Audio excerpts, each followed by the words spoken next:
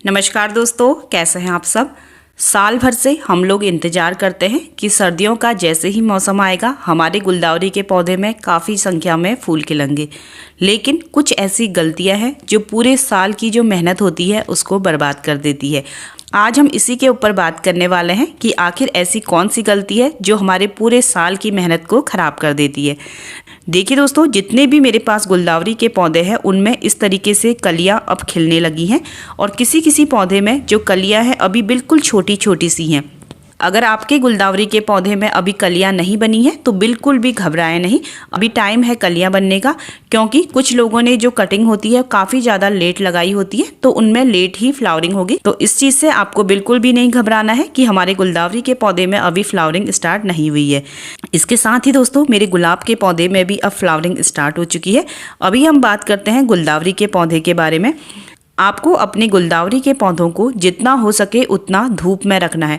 धूप पौधों के लिए बहुत ज़्यादा ज़रूरी है, खासकर जितने भी फूलों वाले पौधे होते हैं। इसके साथ ही दोस्तों, आपको अपने गुलदाउदी के पौधे में बहुत ज़्यादा पानी नहीं देना है। मिट्टी इस तरीके से बिल्कुल हल्की सी नम होनी चाहिए। नम मतलब बिल्कुल उसमें हल्का सा मॉइस्चर रहना चाहिए। मैं क्या करती हूँ, 2 दिन बाद अपने पौधों को पानी देती हूँ। ये देखिए मिट्टी बिल्कुल सूख चुकी है। अभी तो सुबह का टाइम है, मैं शाम के टाइम पे इन्हें पानी दूंगी। और इस तरीके से जो मिट्टी होती है बिल्कुल चिपचिपी सी भी नहीं होनी चाहिए। ये देखिए इस तरीके से जब मिट्टी अच्छे से सूख जाती है उसके बाद 1 जग भर के पानी दीजिए। जब आप पूरा 1 जग भर के पानी देते हैं तो जो पानी होता है बिल्कुल नीचे जड़ों तक जाता है और पौधों को अच्छे से पानी मिल पाता है। अगर आप डेली पानी दे रहे हैं, बिल्कुल आधा आधा गिलास करके पानी दे रहे हैं, तो वो पानी क्या होता है ऊपर ही ऊपर मिट्टी में रह जाता है। जो नीचे मेन जड़ें होती हैं वहाँ तक पानी नहीं पहुँच पाता।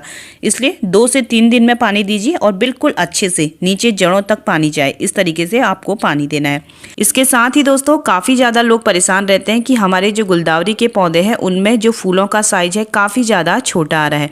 ये देखिए दोस्तों, जो ये वाइट वाली गुलदाउदी है ये पूरी तरीके से अभी खिली नहीं है। ये इसका जो फूलों का साइज है वो अभी थोड़ा सा बड़ा और होगा। ये वाली जो गुलदाउदी देखिए दोस्तों, ये अभी आधी ही खिली है, ये भी अभी नहीं खिली हुई है। लेकिन इनके जो फूलों का साइज है वो भी काफ़ी ज़्यादा अच्छा आएगा। लेकिन जो ये वाली गुलदाउदी है इसके जो फूल हैं बिल्कुल छोटे छोटे हैं। ये इसलिए है दोस्तों, जो ये वैरायटी है ये छोटी है, इसलिए ऐसा ज़रूरी नहीं कि गुलदाउदी के हर फूल काफ़ी ज़्यादा बड़े होते हैं। कुछों का साइज काफ़ी ज़्यादा छोटा होता है, जैसे ये गेंदे के पौधे। कुछ गेंदे के फूल काफ़ी ज़्यादा बड़े होते हैं और कुछ ये इस तरीके से छोटे होते हैं। तो देखिए इस चीज़ का आपको ध्यान रखना है कि आपने वैरायटी कौन सी लगाई है, बड़े फूलों वाली लगाई है या फिर छोटे फूलों वाली लगाई है, तो उसी हिसाब से उसमें फ्लावरिंग होगी। इसके साथ ही दोस्तों, आपको हर 15 दिन में अपने पौधों की गुड़ाई करनी है। गुड़ाई करना बहुत ज़्यादा ज़रूरी है। गमलों में आप गुड़ाई चम्मच से, चाकू से, किसी भी चीज़ से कर सकते हैं। गुड़ाई करते समय एक चीज़ का और ध्यान रखें, जो पौधे की मेन स्टेम होती है उससे कम 2 इंच की दूरी पे आपको गुड़ाई करनी है। बिल्कुल जो मेन स्टेम होती है उसके नज़दीक में आपको गुड़ाई नहीं करनी होती है। इस तरीके से जो गमले का कॉर्नर होता है यहाँ से आपको गुड़ाई करते हुए आगे को बढ़ना है और जो मेन स्टेम होती है वहाँ पर गुड़ाई करना छोड़ देना है। क्योंकि कई बार जो मेन स्टेम होती है वो हम गुड़ाई करते समय हम उसको डैमेज कर देते हैं और हमारा प्लांट खराब हो जाता है। इस चीज़ का भी ध्यान रखें, जब भी आप गुलदाउदी के पौधे के आसपास कुछ काम कर रहे होते हैं तो जो गुलदाउदी की जो ऊपर की ये टिप होती है ये बहुत ही ज़्यादा सॉफ्ट होती है। जब हम गुड़ाई कर रहे होते हैं या फिर पौधे को पानी दे रहे होते हैं, जो इनकी ये टिप होती है ये कभी कभी ऊपर से टूट जाती है। तो इस चीज़ का भी आपको ध्यान रखना है। तो अब दिसंबर का महीना आने वाला है और ठंड काफ़ी ज़्यादा बढ़ने वाली है, तो आपको अपने इन पौधों के ऊपर पानी का छिड़काव नहीं करना है। जैसे हम पाइप लगाते हैं या फिर स्प्रे बॉटल से पानी डालते हैं तो जो पौधों को हम नहलाते हैं, मतलब आपको गुलदाउदी के पौधों को पानी से नहलाना नहीं है। क्योंकि कई बार दोस्तों हम शाम के टाइम पे अपने पौधों के ऊपर पानी का छिड़काव करते हैं या फिर पाइप से उन्हें नहलाते हैं तो उनमें कई बार जो फंगस अटैक की समस्या आ जाती है। जो इनके पत्ते होते हैं इनमें काले काले से छींटे पड़ने लग जाते हैं और धीरे धीरे ये पौधा हमारा फंगस का शिकार हो जाता है। तो इस चीज़ का भी आप ध्यान रखें। इसके साथ ही दोस्तों, जब आपके पौधे में इस तरीके की बिल्कुल छोटी छोटी सी कलियां बन रही होती हैं तब आपको इसे 8 से 10 दिन में कोई ना कोई लिक्विड फर्टिलाइज़र देना है अच्छी ग्रोथ के लिए। और अगर जो आपके पौधे की जो कलियां हैं इस तरीके की हो चुकी हैं, बस आपको लग रहा है कि 2-3 दिन में ही जो फ्लावर हैं वो बिल्कुल अच्छे से खिल जाएंगे, तो इस टाइम पे आपको अपने पौधे को फर्टिलाइज़र नहीं देना है। फिर हम महीने में एक बार अपने पौधों को फर्टिलाइज़र देंगे जो इनके लिए काफ़ी रहेगा। कुछ ऐसे ऑर्गेनिक फर्टिलाइज़र हैं जो पौधे की ग्रोथ के लिए काफ़ी ज़्यादा अच्छे हैं। इसके साथ ही एक बहुत ज़रूरी काम जो मैं आपको बताऊंगी कि आपको क्या करना है। तो पहला है दोस्तों मस्टर्ड केक फर्टिलाइज़र, सरसों की खली, जो पौधों के लिए बहुत ज़्यादा अच्छा होता है। दूसरा है ये गोबर के कंडे। अगर गोबर की पुरानी सड़ी हुई खाद मिलती है वो तो और भी अच्छी है, लेकिन मुझे वो मिल नहीं पाती, इसलिए मैं गोबर के कंडे रख लेती हूँ। दूसरी है चाय की पत्तियाँ। ये यूज की हुई चाय की पत्ती है जिसे मैंने धो के अच्छे से सुखा रखा है। इसको भी आप पानी में भिगो के जो लिक्विड बनता है उसको पौधे में दे सकते हैं। अगर आप यूज की हुई चाय की पत्तियाँ दे रहे हैं तो एक मुट्ठी लीजिए एक पौधे के लिए, और लेकिन अगर आप फ्रेश चाय की पत्तियाँ लेते हैं वो और भी ज़्यादा अच्छी होती है। फ्रेश चाय की पत्ती आप एक पौधे के लिए आप 1 चम्मच ले सकते हैं। इसके साथ ही आप ले सकते हैं केले के छिलके और प्याज के छिलके। 4 दिन से भिगो के रखे हैं केले के छिलके और प्याज के छिलके मैंने। इसके साथ ही दोस्तों जो सबसे ज़्यादा ज़रूरी है, जब आपके पौधे में कलियाँ आने लग जाती हैं तो आपको सबसे ज़रूरी काम क्या करना है। जैसे देखिए गुलदावरी के पौधे कुछ होते हैं छोटे हाइट वाले इस तरीके से बिल्कुल गोल मटोल से, और कुछ होते हैं इस तरीके से बिल्कुल लंबे से हो जाते हैं और ऊपर उनके काफ़ी ज़्यादा बड्स बन जाती हैं।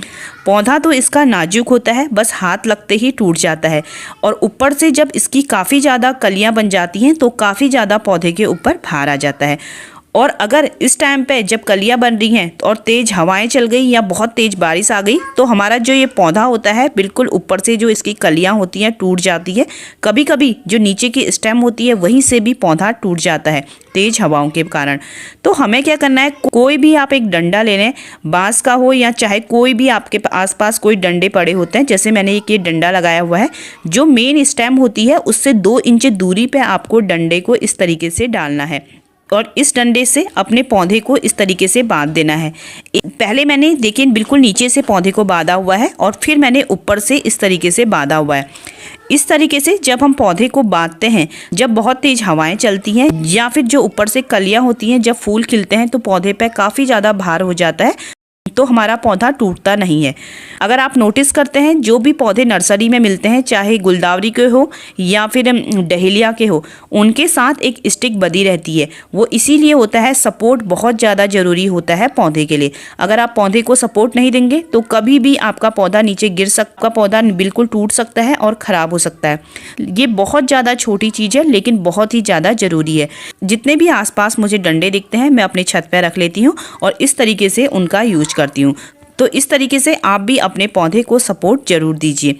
और जो बिल्कुल छोटे हाइट वाले पौधे होते हैं उनमें सपोर्ट की ज़रूरत नहीं होती। जिन पौधों की लंबी हाइट हो जाती है, ग्रोथ काफ़ी ज़्यादा ऊपर चली जाती है, उस पौधे को सपोर्ट की काफ़ी ज़्यादा ज़रूरत होती है। इन छोटी छोटी चीज़ों का आपको ध्यान रखना है। इस टाइम पर पौधों पर कीटों के काफ़ी ज़्यादा अटैक भी होते हैं। आप नीम ऑयल का स्प्रे कर सकते हैं या फिर लहसुन और हरी मिर्च को पीस के उसका लिक्विड बना के पौधों में स्प्रे कर सकते हैं। या फिर दोस्तों 3 दिन पहले मैंने एक वीडियो बनाया है, उसमें मैंने एक दवा बताई है, आप उसका भी यूज कर सकते हैं। तो इस तरीके से आपको अपने पौधों की देखभाल करनी है। इसके साथ ही जितनी भी पौधों में इस तरीके की सूखी पत्तियां हो रही हैं उनको भी हटाते जाएं, क्योंकि पौधों की साफ सफाई करना बहुत ज़्यादा ज़रूरी है। इस तरीके से आप भी दोस्तों अपने गुलदावरी के पौधों की देखरेख करें। अगर वीडियो अच्छा लगा हो तो मेरे चैनल को लाइक और सब्सक्राइब करिएगा। वीडियो देखने के लिए आप सभी का बहुत बहुत धन्यवाद।